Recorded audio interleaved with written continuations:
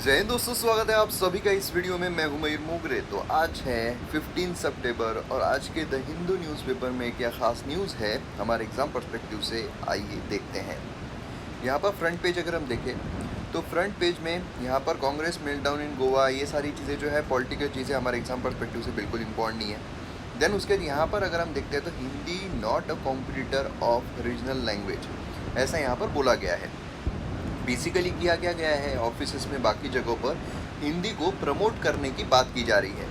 अब देखिए यहाँ पर हिंदी जो है क्या ये प्रमोट की जानी चाहिए, नहीं की जानी चाहिए, इसके लिए हमारे पास संवैधानिक तर्क जो है उसका रहना ज़रूरी है। और एग्ज़ाम पर्सपेक्टिव से भी अगर हम इस टॉपिक को देखते हैं तो संवैधानिक तर्क हमारे लिए बहुत आवश्यक है। अब यहाँ पर अगर आप देखोगे तो राष्ट्रीय हिंदी दिवस ये ऑब्जर्व किया जाता है अक्रॉस एवरी ईयर 14 सितंबर को। तो ये दिन आपको पता रहना चाहिए क्योंकि अभी डिबेट जो है काफ़ी ज़्यादा हो रही है, इसलिए हिंदी दिवस कब होता है ये पता रहना चाहिए। हिंदी लैंग्वेज अगर आप देखोगे तो सिंगल लार्जेस्ट स्पोकन लैंग्वेज है, ठीक है, इंडिया की अगर हम बात करते हैं 22 शेड्यूल लैंग्वेजेस में से।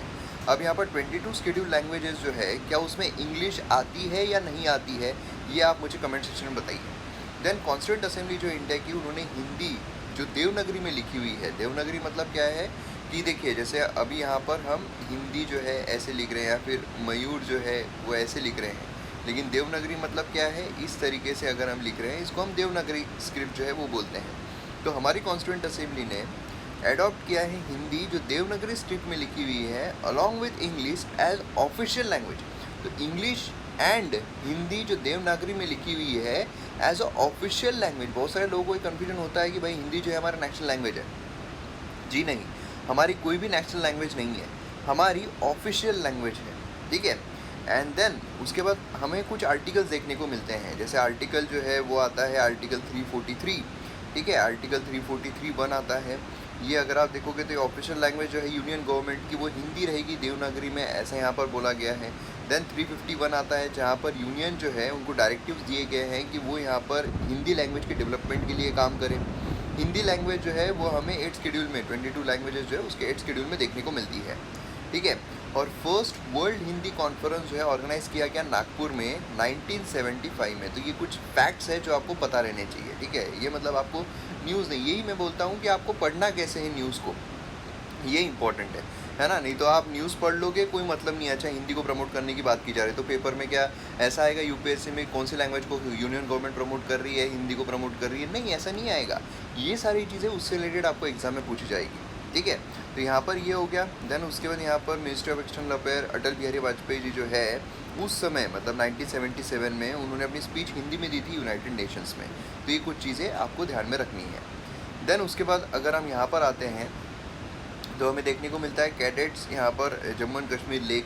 अब यहाँ पर देखिए ये जो न्यूज़ है ये आ गई है, इससे रिलेटेड इम्पोर्टेंट क्या है भाई, जम्मू एंड कश्मीर में जितनी भी लेक्स है उन सभी के बारे में आपको पता रहना चाहिए। उसमें से फ्रेश वाटर लेक कौन सा है, ब्रैकिश वाटर लेक कौन सा है, ये आपको पता रहना चाहिए। प्लस आपको यहाँ पर जो बाकी आसपास के स्टेट्स है वहाँ पर भी जो फेमस लेक होंगे, क्योंकि आपको मैच द पेयर में आ सकते हैं, तो यहाँ पर लेक काफ़ी इंपॉर्टेंट हो जाते हैं। जैसे कि अगर हम देखते हैं बेंगलुरु, ठीक है, अगर हम बात करते हैं पंजाब, तो ऐसी जो जगह हैं जहाँ पर मतलब समझ लीजिए अलग अलग राज्यों में जो लेक्स हैं वो काफ़ी इंपॉर्टेंट रहे हैं। खासकर अगर हम बात करते हैं बेंगलुरु, क्योंकि वहाँ पर जो फ्लड है वो आया था, है ना, उससे रिलेटेड हमने जो रिवर्स बोली है, छोटी छोटी रिवर्स बोली है, लेक्स बोली है, तो ये सभी यहाँ पर इंपॉर्टेंट आते हैं, उनके नाम इंपॉर्टेंट हो जाते हैं, ठीक है। तो ये अच्छे तरीके से पढ़ना ये हमारा काम है। तो यहाँ पर अगर आप देखोगे तो हमें जो सेंट्रल कश्मीर का जो मनसबल लेक है वो देखने को मिलता है, ठीक है। अब यहाँ पर जो मतलब एनसीसी है वो काम कर रही है जम्मू एंड कश्मीर में सिंस 1965, ठीक है। और उसमें दाल लेक बोलिए, मनसबल लेक बोलिए, ये यहाँ पर चर्चा में रह रहे हैं। तो इन दो लेक्स के बारे में आपको अच्छी इन्फॉर्मेशन रहनी चाहिए। इनफैक्ट जम्मू एंड कश्मीर में जितने भी लेक्स हैं आपको अच्छी खासी इन्फॉर्मेशन रहनी चाहिए। ढूंढना कैसे है, सिंपल है, lakes in Jammu and Kashmir UPSC डाल दो, बहुत सारे आर्टिकल्स आपको मिलेंगे। तो ये इस तरीके से आपको ये न्यूज़ जो है वो पढ़नी है। देन उसके बाद यहाँ पर अगर हम आते हैं तो हमें देखने को मिलता है कि वैसे कैबिनेट ने अप्रूव किया addition of 4 tribes ST list में। अब देखिए मेरे हिसाब से ये जो न्यूज़ है ये अभी जल्दी ही एडिटोरियल या फिर एक्सप्लेन सेक्शन में जो है वो हमें देखने को मिलने वाली है। इसलिए यहाँ पर अगर आप देखोगे तो बेसिकली कौन कौन से ट्राइब्स की बात की जा रही है, तो जो हाथी ट्राइब है, ठीक है, उसकी बात की जा रही है, ठीक है। देन उसके बाद मतलब बेसिकली आप देखोगे हिमाचल प्रदेश है ना, देन उसके बाद यहाँ पर तमिलनाडु बोलिए, देन छत्तीसगढ़, तो ये सब की बात की जा रही है यहाँ पर। देन उसके बाद यहाँ पर अगर हम देखते हैं तो गोंड ट्राइब जो है उनकी भी बात की जा रही है। तो अब यहाँ पर इम्पोर्टेंट क्या हो जाता है, इम्पोर्टेंट क्या ये है सिर्फ गोंड ट्राइब और हाथी ट्राइब जो इम्पोर्टेंट है, जी नहीं, यहाँ पर जितनी भी ट्राइब्स है वो सभी इम्पोर्टेंट है, प्लस उनका रीजन इम्पोर्टेंट है। आपको मैच द पेयर में आएगा कि भाई ये ट्राइब है, ये ट्राइब कहाँ की, ये ट्राइब कहाँ की, ये ट्राइब कहाँ की है। तो ये जो चीज़ें हैं ये आपको एग्ज़ाम में पूछी जा सकती है, तो इसलिए आपको तैयार रहना है। अभी जैसे आप देखोगे MM अकेडमी ऐप पर जो हमारा सोशल इसका ये है कोर्स है, उसमें सभी ट्राइब्स जो है वो कवर किए गए हैं, है ना। तो MM अकेडमी ऐप पर बेसिकली आप देखोगे तो GS 1 2 3 4 सभी जो कोर्सेस हैं वो आपको देखने को मिलने वाले हैं, सभी। उसमें ancient history, modern history, polity, economy, governance, ethics, उसी के साथ साथ social security, internal security, disaster management, then उसके बाद सोशल इश्यूज़, तो सभी जो कोर्सेस है वो अवेलेबल है। आपको डाउनलोड करना है MM अकेडमी ऐप और कोर्सेज को एंजॉय करना है। चलिए आगे बढ़ते हैं। तो यहाँ पर हो गया फ्रंट पेज पर हमें इतनी न्यूज़ देखने को मिल रही थी। नेक्स्ट इस पर हम जाते हैं तो कोई भी खास न्यूज़ जो है वो हमें दिखाई नहीं दे रही है बिल्कुल भी। देन उसके बाद यहाँ पर अगर हम नेक्स्ट इस पर जाते हैं तो यहाँ पर भी अगर आप देखोगे तो कोई भी इम्पोर्टेंट न्यूज़ जो है वो हमें यहाँ पर देखने को नहीं मिल रही है। देन उसके बाद यहाँ पर अगर हम नेक्स्ट पेज पर जाते हैं, यहाँ पर अगर आपको थोड़ा चटपटी न्यूज़ चाहिए तो जैकलिन जो उनको ग्रिल किया गया है एक्सटॉर्शन के केस में, तो ये आपको पढ़ना है, आप पढ़ सकते हो। देन उसके बाद फोर्थ पेज पर अगर हम आ रहे हैं तो यहाँ पर भी स्टेट ओरिएंटेड न्यूज़ देखने को मिल रही है। तो यहाँ पर बेसिकली कुछ ऐसी न्यूज़ तो नहीं है कि बहुत ज़बरदस्त एग्ज़ाम पर्सपेक्टिव से इंपॉर्टेंट हो। यहाँ पर 7 पुलिसमैन को सस्पेंड किया गया है फायरिंग इंसिडेंट में, तो ये भी कोई मतलब एग्ज़ाम के लिए पूछे जाने वाली कोई न्यूज़ नहीं है, ठीक है। आप बस इतना आपको अगर पता करना है कि भाई यहाँ पर किसको सस्पेंड किया जा सकता है, कौन सस्पेंड कर सकता है, तो ये चीज़ें आप देख सकते हो, बाकी कुछ खास इसमें नहीं है।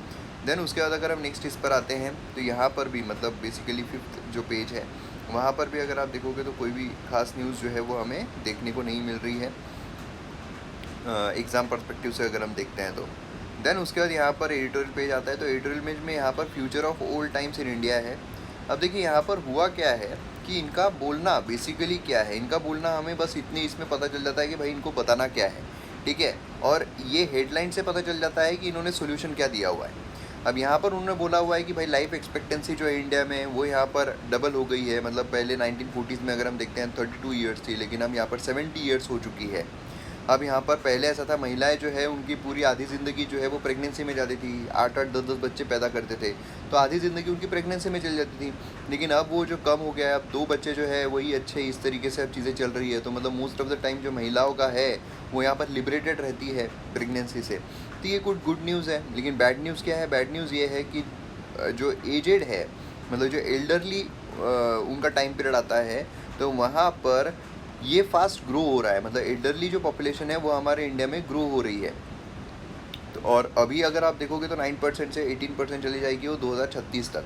तो उसमें खासकर अगर हम देखते हैं तो जो महिलाएं हैं, विमेन हैं, वो यहाँ पर काफ़ी लोनली फील करती है ना। और उसी के साथ साथ काफ़ी ज़्यादा प्रॉब्लम्स जो है, मतलब समझ लीजिए डिप्रेशन, ये सारी चीज़ें हैं, ये सारी महिलाओं के इसमें हमें ज़्यादा देखने को मिलती है। क्यों, उसका पीछे का कारण क्या है, एक तो मतलब उन्होंने मेन कारण जो है बताए हुए हैं कि यहाँ पर जो पुअर हेल्थ है, ठीक है, लोनलीनेस है, पोवर्टी है, इससे काफ़ी ज़्यादा रिलेटेड है, ठीक है। तो इन्होंने पोवर्टी जो है उसको ज़्यादा स्ट्रेस किया हुआ है। और उसी के साथ साथ अगर आप देखोगे तो मतलब मोस्ट ऑफ द जो महिलाएं हैं वो विडो होती है इस एज में, तो उसकी वजह से क्या है कि प्रॉब्लम्स जो है और ज़्यादा बढ़ जाते हैं, डिप्रेशन के प्रॉब्लम बढ़ जाते हैं। तो पोवर्टी जो है सबसे बड़ा कारण उन्होंने बताया हुआ है। तो पूरे इसमें घीस पीट के उन्होंने क्या बोला हुआ है, फिर पेंशन जो है वो उनके लिए शुरू करना चाहिए।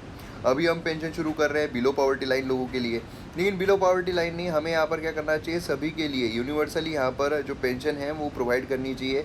जो यहाँ पर विडो है, जो डिसेबल्ड है, खासकर उनके लिए, ठीक है, एल्डरली डिसेबल्ड जो है उनके लिए यहाँ पर शुरू करना चाहिए, इर्रेस्पेक्टिव कि उनकी फाइनेंशियल कंडीशन जो है किस तरह, मतलब बिलो पॉवर्टी लाइन है या नहीं है। तो इस तरीके से यहाँ पर इन्होंने बताया हुआ है। तो बाकी चीज़ें जो है वो आप यहाँ से पढ़ सकते हो। चलिए नेक्स्ट इस पे देखते हैं, इंडिया ग्रोइंग वाटर क्राइसिस। अब देखिए वाटर क्राइसिस, इंडिया में वाटर क्राइसिस बहुत ज़्यादा बढ़ रहे हैं, वाटर क्राइसिस सिर्फ इंडिया में नहीं, हर जगह ही बहुत ज़्यादा बढ़ रहे हैं और इसी की वजह से काफ़ी जो समस्याएं हैं वो यहाँ पर आती है। अभी देखिए, अभी आपके लिए एक होमवर्क है, आपको यहाँ पर वाटर क्राइसिस हो रहे हैं, ठीक है, फैक्ट्स आप यहाँ से देख सकते हो कि किस तरीके के वाटर क्राइसिस हमारे देश में देखने को मिल रहे हैं, कितना कितना अर्बन यूज़ हो रहा है, ग्राउंड वाटर डिप्लीशन जो है वो भी बहुत ज़्यादा हमें देखने को मिल रहा है ना। तो इसकी वजह से क्या आ रहा है, वाटर क्राइसिस बहुत ज़्यादा बढ़ रहे हैं। इंडिया ने कौन कौन से इनिशिएटिव्स लिए हैं ये भी मैंने आपको दिया हुआ है। अब सिर्फ आपको करना क्या है, आपको कमेंट सेक्शन में जो सोल्यूशन है वो बताने हैं। जो सॉल्यूशन वो भी बहुत इजी है, सिर्फ 5 सॉल्यूशन आपको बताने हैं, क्योंकि 5 आपको, अगर आपको क्वेश्चन आता है कि इंडिया में वाटर क्राइसिस के ऊपर अगर आपको कोई भी क्वेश्चन आता है तो आपके पास एक तो इंट्रोडक्शन तैयार है कि भाई यहाँ पर इंडिया में समस्या कितनी बड़ी है वाटर क्राइसिस की। दूसरी चीज़ यहाँ पर जो आप लिख सकते हो कि गवर्नमेंट ने वेरियस मेजर्स लिए हुए हैं, स्टिल हम यहाँ पर अचीव नहीं कर पा रहे हैं जो हमें अचीव करना है। Though there is improvement but we are short of achieving the targets, है ना। अब यहाँ पर जो नेक्स्ट चीज़ आती है वो है कि क्या किया जा सकता है। तो क्या किया जा सकता है आप ये मुझे कमेंट सेक्शन में बताओ, 5 पॉइंट, ठीक है। देन कंक्लूजन में तो आप यही लिख सकते हो कि मतलब बहुत स्कोप है, अगर हम सही तरीके से इंप्लीमेंट करेंगे जो भी है वो करेंगे तो हो जाएगा। तो कंक्लूजन में आप वो चीज़ लिख सकते हो। तो 5 पॉइंट आपको बस ये बताना है, आपका पूरा आंसर जो है वो रेडी हो जाएगा, ठीक है। सिर्फ 5 पॉइंट आप बताइए। तो ये एक चीज़ हो गई। देन उसके बाद यहाँ पर tax on poor. Tax on poor basically क्या है, इन्फ्लेशन। क्योंकि अगर आप देखोगे तो अभी जो इनकम होती है, जो भी इनकम आती है उसमें जो अमीर इंसान है उसको ज़्यादा पैसे देना पड़ता है, जो गरीब इंसान है उसको कम पैसे देना पड़ता है टैक्स में, और जो बहुत गरीब है उसको तो टैक्स ही नहीं देना पड़ता है, इनकम टैक्स की अगर हम बात करें। लेकिन इन्फ्लेशन अगर आप देखोगे, महंगाई, तो यहाँ पर समझ लीजिए कि अगर 10 रुपये ब्रेड का पैकेट जो है वो अगर 20 रुपये हो जाता है तो ज़्यादा तकलीफ किसको होगी, जो गरीब है उसको ज़्यादा तकलीफ होगी। तो पुअर पर जो टैक्स है वो बेसिकली ये है 10 रुपये का 20 रुपये हो जाना। तो ये इन्फ्लेशन जो है ये सबसे बड़ा एक समस्या हमें देखने को मिलती है। और इन्फ्लेशन पे मैंने ऑलरेडी पूरी चीज़ जो है वो कल या परसों हमने डिस्कस की थी कि भाई हमारा टारगेट क्या है। टारगेट है 4 + -2 रहना चाहिए। उसमें मॉनेटरी पॉलिसी कमेटी आती है। मॉनेटरी पॉलिसी कमेटी जो है वो बेसिकली उसमें 6 लोग होते हैं, 3 गवर्नमेंट के होते हैं, 3 RBI के होते हैं इंक्लूडिंग गवर्नर, है ना। तो ये सारी चीज़ें जो है वो ऑलरेडी हमने डिस्कस की हुई है और किस तरीके से वो टारगेट अचीव करते हैं। अगर गवर्नमेंट देखा जाए तो गवर्नमेंट फिस्कल पॉलिसी का यूज़ करती है, टैक्स ये सब यूज़ करना। एंड उसी के साथ साथ अगर हम बात करते हैं मॉनेटरी पॉलिसी कमेटी, तो रेपो रेट जो है उसको कम ज़्यादा करती है ना।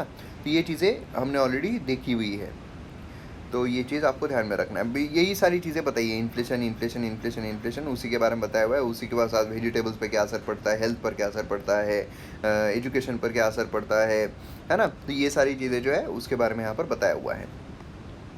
नेक्स्ट चीज़ पर आते हैं, तो ये आर्टिकल बिल्कुल इंपॉर्टेंट नहीं है। यहाँ पर अगर हम बात करते हैं डोलो स्कैम की। अब देखिए डोलो स्कैम बेसिकली क्या हुआ था कोरोना के टाइम पर, या कोरोना के बाद भी अगर हम देखते हैं तो काफ़ी लोगों की तबीयतें जो है वो ख़राब हो रही थी। अब उस समय पर क्या हुआ, सजेशन जो है वो सबको डोलो ही सजेस्ट कर रहे थे। तो डोलो इतना सजेस्ट किया गया था कि बचपन में पोलो और कोरोना के टाइम पे डोलो, ये दो ही चीज़ें चल रही है, इस तरीके के भी जोक बनना शुरू हो गए थे। तो यहाँ पर बेसिकली हुआ क्यों यहाँ पर डोलो जो है वो सजेस्ट किया जा रहा था कि डोलो जो कंपनी है उन्होंने जो डॉक्टर्स है उनको करोड्स ऑफ रुपीज़ के उनको गिफ्ट दिए कि भाई आप डोलो जो है वही सजेस्ट करो। तो ये चीज़ हमें देखने को मिली थी। तो ये अनएथिकल हो जाता है। तो एथिकल पर्सपेक्टिव से अगर आप देखोगे तो ये टॉपिक जो है वो इम्पोर्टेंट निकलता है, ठीक है। तो यही पूरा स्कैम है। तो अब एथिकल पर्सपेक्टिव से कैसे इसको हैंडल किया जाए, क्या ये हो सकता है, कितना ये बुरा है ना। तो ये सारी चीज़ें यहाँ पर देखने को मिलती है। देन उसके बाद यहाँ पर सब्सिडी डिबेट कुछ इंपॉर्टेंट नहीं है। यूक्रेन का मैंने जैसे आपको बोला कि भाई यूक्रेन के ऊपर हमको PhD, हमको यूक्रेन की एग्ज़ाम नहीं देनी है, ठीक है। यूक्रेन से तो बेचारे हमारे जो मेडिकल बच्चे हैं वापस आ गए थे। तो यहाँ पर हमें यूक्रेन की कोई एग्ज़ाम नहीं देनी है। यहाँ पर यूक्रेन का मैप जो है वो आप देख सकते हो, और यूक्रेन कौन कौन सी कंट्री से बॉर्डर करता है वो आप देख सकते हो। एंड जो कॉन्फ्लिक्ट वाला एरिया है इसको आप देख सकते हो। बाकी बहुत सारे वीडियोस ऑलरेडी इस पर बने हुए हैं, तो कोई देखने मतलब नहीं है। अब देखिए low down on essential medicine list. अब देखिए मेडिसिन लिस्ट जैसे हमने कल भी देखा था कि कुछ न्यू ड्रग्स उसमें ऐड किए गए हैं, ठीक है। तो अब कौन से ड्रग्स ऐड किए गए हैं वो तो खैर आपको यहाँ पर देखने को मिलता है, लेकिन कौन से ड्रग्स ऐड किए गए हैं वो आपको याद रखना है क्या? जी नहीं, बिल्कुल भी ज़रूरत नहीं कौन से ड्रग्स ऐड किए गए। आपको ज़रूरत क्या है, आपको ज़रूरत है एग्जाम पर्सपेक्टिव से कि पर्पस क्या है इस लिस्ट का, ठीक है। पर्पस है कि यहाँ पर रैशनल यूज़ जो है, क्योंकि क्या होता है कि समझ लीजिए जैसे डोलो है, ठीक है। डोलो, अब फॉर एग्जांपल डोलो को अगर लिस्ट में ऐड नहीं किया गया, डोलो को लिस्ट में ऐड नहीं किया गया, डोलो जो है वो 100 रुपये में बिक रही है, 200 रुपये में बिक रही है, अरे बहुत डिमांड बढ़ गई, हज़ार रुपये में बिक रही है ना। हमने कोरोना के टाइम पे देखा था कोई दवाएं कितनी महंगी बिक रही थी, है ना। तो क्या होता है, लिस्ट में ऐड कर दिया गया, मतलब आपके ऊपर रिस्ट्रिक्शन लग गया, आपको इतने में ही बेचना पड़ेगा। तो ये एक फ़ायदा हो जाता है। मतलब क्या है, कॉस्ट, सेफ्टी एंड इफिकेसी, इसके बारे में रैशनल यूज़ जो है उसका हो जाता है, सही यूज़ जो है उसका हो जाता है। अब यहाँ पर अगर आप ये लिस्ट देखोगे ना, तो डायनेमिक डॉक्यूमेंट्स है जो रेगुलर बेसिस पर रिवाइज की जाती है कि किसको क्या ज़रूरत है, उस हिसाब से रिवाइज की जाएगी। National list of essential medicine जो है पहली बार फॉर्मुलेट की गई थी 1996 में। देन उसको रिवाइज जो है कई बार किया गया। ये इंडिपेंडेंट NLEM देखोगे तो आप इंडिपेंडेंट स्टैंडिंग नेशनल कमेटी है मेडिसिन पर, ये कॉन्स्टिट्यूट की गई थी यूनियन हेल्थ मिनिस्ट्री 2018 में। तो ये कुछ बेसिक चीज़ें हैं एग्जाम पर्सपेक्टिव से जो आपको यहाँ पर पता रहना ज़रूरी है। देन उसके बाद यहाँ पर अगर हम आते हैं तो अगेन ये भी इम्पॉर्टेंट नहीं है। देन उसके बाद 10th पेज पर आते हैं तो यहाँ पर भी कोई ये तो मतलब EWS कोटा का हम देख रहे हैं, बार बार वही चीज़ पढ़ के सुप्रीम कोर्ट ने सांस ली, सुप्रीम कोर्ट ने A कहा, सुप्रीम कोर्ट ने B कहा, सुप्रीम कोर्ट ने C कहा, मतलब नहीं बनता है। यहाँ पर अगर आप देखोगे तो no specific law against hate speech. अब देखिए हेट स्पीच पर मैंने पहले कई बार वीडियोस जो है वो बनाए हुए हैं, तो हेट स्पीच के बारे में आपको कंप्लीट इन्फॉर्मेशन रहनी चाहिए। अगर आप देखोगे कि हेट स्पीच बाय मयूर मोगरे डाल दोगे यूट्यूब पर, आपको वीडियोस मिल जाएंगे, वो उससे आप प्रॉपर आंसर तैयार कर लीजिए। बाकी हेट स्पीच के ऊपर और कुछ भी मत देखिए, ठीक है। बस आपको 5-5 पॉइंट तैयार करने हैं, ठीक है। 5-5 पॉइंट जो है वो तैयार करने हैं, आपका फाइनल कंक्लूजन बन गया। बस आपको हेट स्पीच की तरफ बाद में देखना ही नहीं। तो ये एक देखने को मिल रहा है। देन उसके बाद यहाँ पर बाकी अगर आप देखोगे तो कुछ भी खास न्यूज़ जो है वो नज़र नहीं आ रही है। देन उसके बाद 12th पेज पर भी अगर हम जाते हैं तो यहाँ पर भी कोई न्यूज़ जो है वो अवेलेबल नहीं है कि आपको बहुत ज़बरदस्त मज़ा आ जाए पढ़ने में। क्या बात है यार, ऐसे ही न्यूज़ चाहिए थी जिसका मुझे इंतज़ार था, यही बस मुझे यूपीएससी क्लियर करवाई, ऐसा कुछ भी नहीं है। यहाँ पर भी अगर आप देखोगे तो वैसे ही सेम चीज़ें जो है वो हमें देखने को मिलती है, ठीक है। एंड यहाँ पर बिजनेस पॉइंट ऑफ व्यू से अगर हम देखते हैं तो यहाँ पर आप देखोगे एक्सपोर्ट डीप हुआ है। अभी देखिए आप जो करेंसी है डिवैल्यूएट हुई है काफ़ी ज़्यादा, इंडियन रुपी, उसमें एक्सपोर्ट डीप हो रहा है, ये अच्छी बात नहीं है। क्योंकि क्या है कि मोस्टली जब मतलब करेंसी डिवैल्यूएट होती है तो एक्सपोर्ट जो है वो इंक्रीज़ होना चाहिए, एक्सपोर्टर्स को फ़ायदा होता है। तो ये एक अच्छी चीज़ देखने को नहीं मिलती है। देन उसके बाद बाकी चीज़ें अगर हम देखते हैं तो वही सब चीज़ें चल रही है। यहाँ पर एक न्यूज़ है कि बायजूस जो है उसका लॉस यहाँ पर इंक्रीज़ हो गया है, 4,500 करोड़ जो है वो यहाँ पर लॉस उन्होंने दर्शाया है, बताया है। तो ये एक चीज़ देखने को मिलती है। देन उसके बाद कोई भी खास न्यूज़ जो है वो नज़र नहीं आ रही है। तो इस तरीके से हमारा आज का न्यूज़पेपर देखने को मिलता है। वीडियो पसंद आता है तो शेयर ज़रूर कीजिए, चैनल को सब्सक्राइब कीजिए। मिलते हैं अगले वीडियो में। जय हिंद।